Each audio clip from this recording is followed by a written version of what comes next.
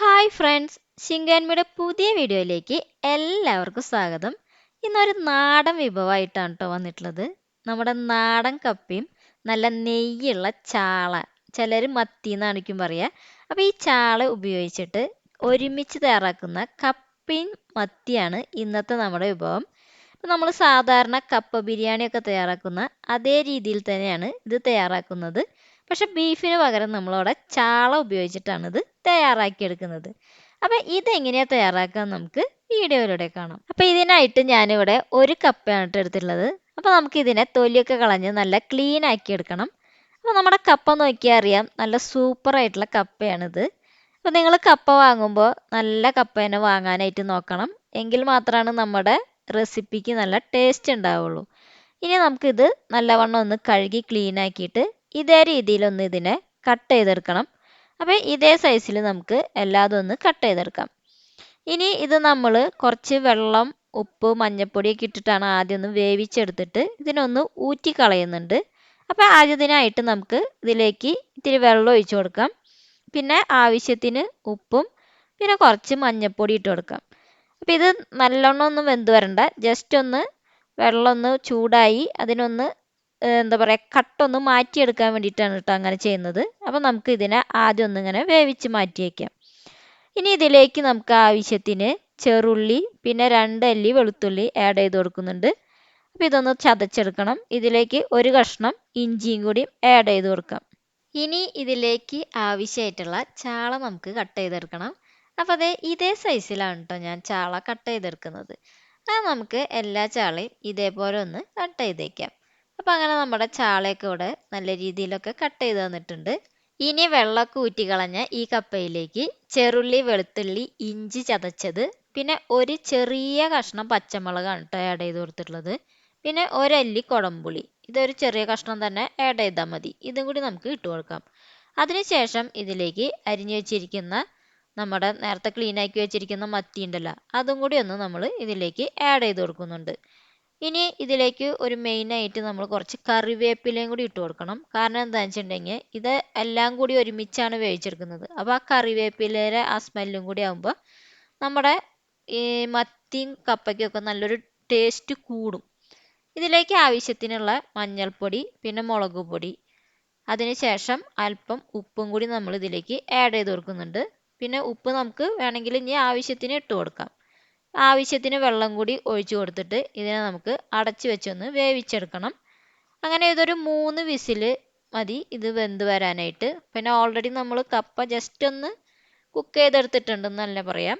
പിന്നെ ഈ ചാളയൊക്കെ വേവാനായിട്ട് അധികം സമയമൊന്നും വേണ്ട. അപ്പോൾ ഒരു 3 വിസിലിൽ നമുക്ക് ഇതൊന്ന് നല്ല രീതിയിൽ തന്നെ വെന്ത് വരും. അപ്പോൾ നമുക്കിതൊന്ന് വേവിച്ചെടുക്കണം. അങ്ങനെ നമ്മുടെ കപ്പ ഇവിടെ റെഡി ആയിട്ടുണ്ട്. നമുക്ക് ഇതിൻ്റെ പ്രഷറൊക്കെ ഒന്ന് കളഞ്ഞിട്ട് ഇതൊന്ന് തുറന്ന് നോക്കാം. അപ്പോൾ ഇത് ഇവിടെ നല്ല രീതിയിൽ റെഡി ആയിട്ടുണ്ട്. നമുക്കിതിനെ ജസ്റ്റ് ഒന്ന് ഇളക്കി നോക്കാം. അപ്പോൾ ഇതിലെന്താണെന്ന് വെച്ചിട്ടുണ്ടെങ്കിൽ എപ്പോഴും ഇങ്ങനത്തെ ഒരു റെസിപ്പി ഉണ്ടാക്കുമ്പോൾ ഈ കപ്പയും മീനൊക്കെ നല്ലോണം അതിൽ മിക്സ് ആയിട്ട് വരണം. ഇനി നമുക്ക് അതിന് വേണ്ടിയിട്ട് ഇതിനെ ഒരു ചട്ടിയിലേക്ക് ആഡ് ചെയ്ത് കൊടുക്കാം. അതിനുശേഷം ഇതിനെ ഈ ചട്ടിയിലിട്ടിട്ടാണ് നമ്മൾ വീണ്ടും ഒന്ന് ആ വെള്ളമൊക്കെ ഒന്ന് വറ്റിച്ച് എല്ലാതും കൂടി ഒന്ന് മിക്സ് ചെയ്തെടുക്കാനായിട്ട് പോകുന്നത്. അങ്ങനെ നമുക്ക് ഇതിനെ നല്ലവണ്ണം ഒന്ന് ഇതേ രീതിയിൽ തന്നെ വേവിച്ച് മിക്സ് ചെയ്തെടുക്കണം. അങ്ങനെ ഞാൻ ടേസ്റ്റ് ചെയ്ത് നോക്കിയപ്പോൾ ഇതിൽ ഇത്തിരി ഉപ്പിൻ്റെ കുറവുണ്ട്. അപ്പോൾ ഞാൻ ഇത്തിരി ഉപ്പും കൂടി ആഡ് ചെയ്ത് കൊടുക്കുന്നുണ്ട്. അപ്പം നിങ്ങളുടെ ഉപ്പൊക്കെ നിങ്ങളുടെ ടേസ്റ്റിനനുസരിച്ചിട്ട് ആഡ് ചെയ്ത് കൊടുത്താൽ മതി. പിന്നെ ഇതിൽ നമ്മൾക്ക് ഇത്തിരി വെള്ളം ഉണ്ടല്ലോ, ഈ വെള്ളമൊക്കെ ഒന്ന് വറ്റി വരണം. മാത്രമല്ല ആ കപ്പയും ആ മീനും അതിൽ കിടന്നിട്ട് നല്ലോണം മിക്സ് ആവും കൂടി വേണം. അതായത് രണ്ടും കൂടി നല്ലോണം അങ്ങനെ ആ മാംസമൊക്കെ അതിൽ മിക്സ് ആയിട്ട് വരണം. അപ്പം അങ്ങനെ വരുമ്പോഴാണ് നമ്മുടെ ഇതിന് ടേസ്റ്റ് കൂടുക. പിന്നെ ഇതിൽ നമ്മൾ പുളി ഇട്ടുണ്ടായിരുന്നല്ല, ആ പുളി അധികം ആവുന്നത് നല്ലതല്ല. അതുകൊണ്ടാണ് ഞാൻ ആ പുളി മാറ്റി വെച്ചത്. അപ്പോൾ അങ്ങനെ നമ്മുടെ മീനൊക്കെ ഇവിടെ നല്ല രീതിയിൽ കപ്പയായിട്ട് കുറുകി നല്ല മിക്സായിട്ട് വന്നിട്ടുണ്ട്.